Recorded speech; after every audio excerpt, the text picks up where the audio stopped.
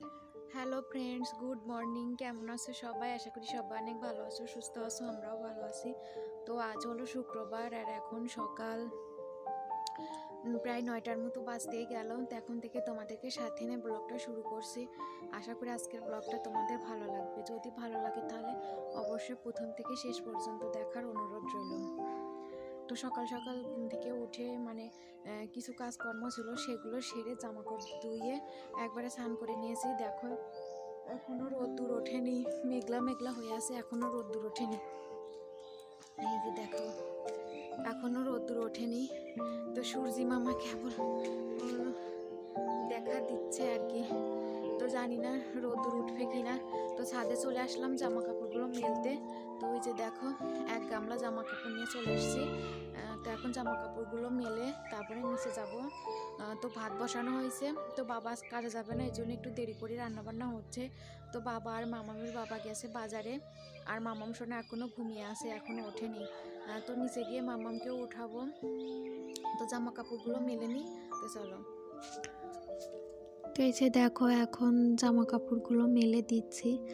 তো দেখতেই পাচ্ছ রোদ্দুরের কি অবস্থা। জানি না পরে উঠবে কি না।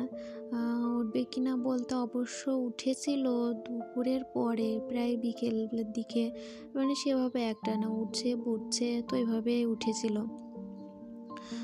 তো কোনো জামা কাপড়ই শুকায়নি, তো ওইভাবে ঘরে মেলে দিয়েছিলাম। পরে তো রোদ্দুর না উঠলে তো আর দেখতেই পাচ্ছ মোটা মোটা জামা কাপড়, তো এই জন্য আর কি শুকায়নি। তো কালকের ভিডিওতে একটা দিদিভাই কমেন্ট করেছিল। দিদিভাইটার নাম আইডির নামটা হলো রূপা পাত্রা। যদি ভুল হয়ে থাকে তোমার নামটা নিতে, তো অবশ্যই তুমি কমেন্টে বলো। তো তুমি কমেন্ট করেছিলে যে তুমি কোথায় থাকো, যদি অসুবিধা না থাকে তাহলে জানিও। তো কেন অসুবিধা থাকবে দিদি? তো অবশ্যই বলবো আমি কোথায় থাকি। তো আমাদের বাড়ি বাংলাদেশের রাজবাড়ি জেলায় থাকি আমরা, আমার শ্বশুর বাড়ি। তো অবশ্যই তুমি জেনে গেলে কোথায় থাকি। তুমি কোথায় থাকো অবশ্যই কমেন্ট করে জানিও। তো বন্ধুরা, তারপর এই যে দেখো ছাদ থেকে এসে এই যে রান্নাঘরে চলে আসছি। তো মা এদিকে রান্নাবান্না করছে। তো ভাত হয়ে গেছে, ওইদিকে চচ্চড়ি রান্না করছে। এই যে দেখো চচ্চড়ি হয়েও গেছে। তো এই যে মার বেগুন ভাজি করবে, তো এটা দিয়ে সকালে খাওয়া দাওয়া হবে। তারপর আরও কিছু রান্নাবান্না হবে।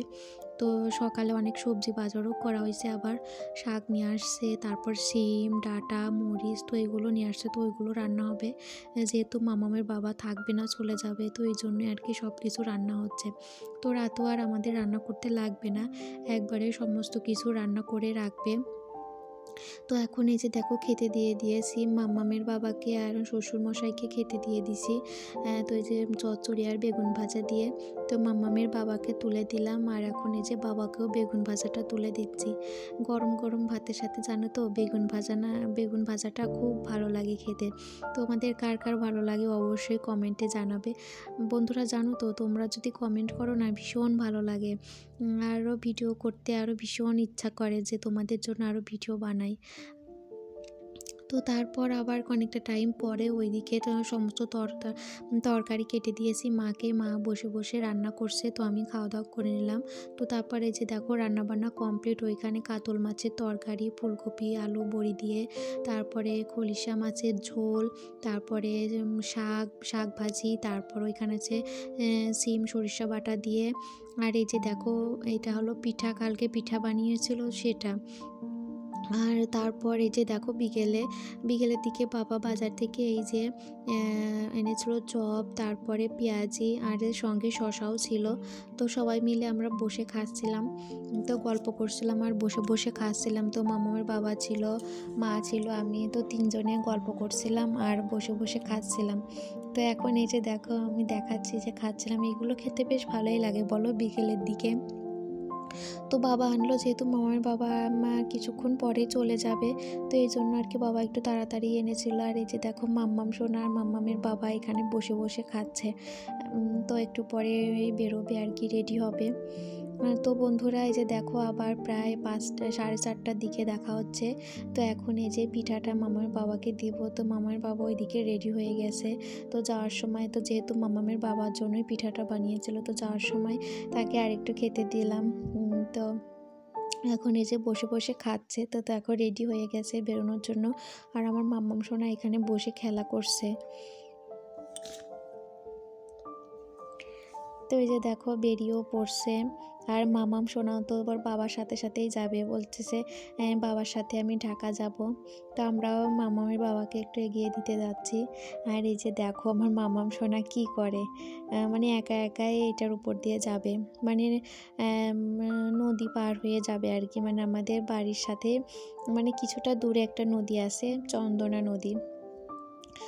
তো নদীতে জল সেভাবে নেই, অল্প জল আছে, মানে সাঁকো বলে এটাকে গ্রামের ভাষায়। তোমাদের ওইদিকে কি বলো সেটা অবশ্যই কমেন্টে জানিও। তো আমাদের এইদিকে এটাকে সাঁকো বলে। তো সেই সাঁকো পার হয়েই মানে যাবে, গেলেই মানে ওইখান থেকে বাজার ওইখান থেকেই মানে গাড়িতে উঠবে আর কি। তো আর একটু রাস্তা দিয়ে গেলে অনেকটাই ঘুরে যেতে হয়। তো এই জন্য আর কি এই যে দেখো সাঁকো পার হয়ে যাচ্ছে। তো দেখতেই পাচ্ছ নদীতে কতটা জল, সেভাবে জল নেই, অল্প জল আছে। তো বন্ধুরা আরও চলো তোমাদের 2টা কমেন্ট পড়ি। তো ফারহিন ব্লগস থেকে দিদিভাই কমেন্ট করেছো, বলেছো তোমার নিউ ফ্রেন্ড হলাম। তো বন্ধুরা অবশ্যই তোমরা সবাই এভাবে আমার পাশে থেকো, তোমাদেরকে অসংখ্য অসংখ্য ধন্যবাদ। তো রিনা ব্লগস থেকে দিদিভাই কমেন্ট করেছো, খুব সুন্দর লাগলো ভিডিওটি লাইক দিয়ে পুরো ভিডিওটা দেখে নিলাম। থ্যাংক ইউ দিদিভাই, এভাবে আমার পাশে থেকো আর সুন্দর সুন্দর এভাবেই কমেন্ট করো। তো মামার বাবাকে এগিয়ে দিয়ে এসে তারপর যে দেখো রাতের বেলা বাবা কিছু ফল এনেছিল মামামের জন্য, কমলা আপেল, তো সেগুলোই গুছিয়ে রাখলাম। তো তারপর এখন এই যে চা বানিয়ে নিচ্ছি। কাকু এসেছে, মানে আমাদের বাড়ির পাশে কাকু, তারপরে বাবা বললো চা বানিয়ে দিতে। তো ওই জন্য দেখো এখন চাটাও বানিয়ে নিচ্ছি, চিনি ছাড়া চা। তো কাকুর যেহেতু ডায়াবেটিস আছে, তো চিনি খায় না আর কি চায়ে। তো এই জন্য কাকুর জন্য চিনি ছাড়া চা, আর মা আর বাবাকে দেবো চিনি দিয়ে।